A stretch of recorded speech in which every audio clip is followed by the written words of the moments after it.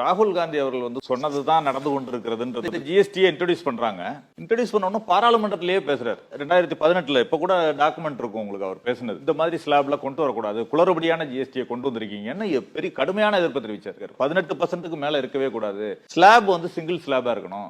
இன்றைக்கு 8 வருஷம் கழிச்சு அதை கொண்டு வந்திருக்காங்க. அவர் சொன்னதை இன்றைக்கு கொண்டு வந்திருக்காங்க. அதற்குள்ள அந்த ஜிஎஸ்டி மூலமாக அதிகப்படியாக கலெக்ட் பண்ணது 8 வருடத்துல 55 லட்சம் கோடி. அவர் ஏதோ பொதுக்கூட்டத்தில் போற போக்குல பேசல, பாராளுமன்றத்தில் பதிவு செய்யறாரு. கொரோனா இந்தியாவை சுனாமி மாதிரி தாக்க போகிறது, நீங்க முன்னெச்சரிக்கை நடவடிக்கைகளை எடுங்கள்னு எம்பிக்கள் எல்லாம், பிஜேபி எம்பிக்கள் எல்லாம் கிண்டல் பண்ணி, அமைச்சர் முதற்கொண்டு இவர் தான் இத்தாலி போயிட்டு வந்திருக்காரு, அவர் டெஸ்ட் பண்ணிக்கிட்டோம், இந்தியாவுக்கும் கொரோனாவுக்கும் சம்பந்தமே இல்ல, நாங்க எங்கெல்லாம் ரொம்ப பாதுகாப்பா இருக்காங்க இந்திய மக்கள் எல்லாம் சொல்லிட்டு நமஸ்தே ட்ரம்ப் நடத்துறாரு.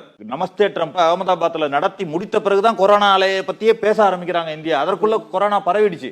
அன்றைக்கே பாதுகாப்பு நடவடிக்கைகளை எடுத்திருந்தால், சொன்ன போதே எடுத்திருந்தா இவ்வளவு கொரோனா அலை தாக்கம் என்பது கண்டிப்பாக வந்திருக்கும். ஆனா அப்பவே ஏர்போர்ட்டை க்ளோஸ் பண்ணி ஓரளவு நம்ம பாதுகாப்பு நடவடிக்கைகளை எடுத்திருந்தால் இந்தியா பாதுகாக்கப்பட்டிருக்கும். அதுவும் இவர்கள் செய்தாங்க. அதே மாதிரி விவசாய சட்டம் போராடுறப்ப அவர் சொன்னார், விவசாயிகள் 1.5 வருஷமா போராடிட்டு இருக்காங்க, யூ மார்க் மை வேர்ட்ஸ், இந்த சட்டத்தை அவங்க திரும்ப பெறுவாங்கன்னு சொன்னார். அமல்படுத்தவே முடியாதுன்னு சொன்னார். முடியாது, திரும்ப பெறுவார்கள் சொன்னார். அது இங்க உள்ள ஒரு பாஜக தலைவரா இருந்த ஒரு ஞானசூன்யம் ஒருத்தர் சொன்னார். என்ன சொன்னார்னா, ஒரு கமா ஃபுல் ஸ்டாப்பை கூட மாற்ற முடியாது விவசாய சட்டத்தில் சொன்னார். ஆனால் அதே விவசாய சட்டம் மாற்றப்பட்டது, இந்த திரும்ப பெறப்பட்டது. இதுதான் உண்மை. நீங்க ஒன்றொன்றையும் இது மாதிரி பல விஷயங்களை நான் சொல்ல முடியும். 2022 இதுல பேசுறப்ப, you will never ever rule over the people of Tamil Nadu in your lifetime அப்படின்னு பிஜேபிக்கு சொல்லியிருக்காரு. அதுதான் இன்றைக்கு நடந்து கொண்டிருக்கிறது. தமிழகத்தில் காலடி எடுத்து வைக்க அனுமதிக்கவில்லை, நாம பிஜேபி அனுமதிக்கவில்லை. அவங்க எப்படியே சுத்தி வராங்க. இன்றைக்கு அதிமுகவை விழுங்குவதற்கான முயற்சியில் ஈடுபட்டு அந்த பக்கமா வராங்க, சுத்தி வராங்க. அதற்கு தடுப்பணை போல நம்ம திமுக கூட்டணி கட்சிகள், இந்தியா கூட்டணி இருக்கிறதுன்றதை நம்ம பாக்குறோம்.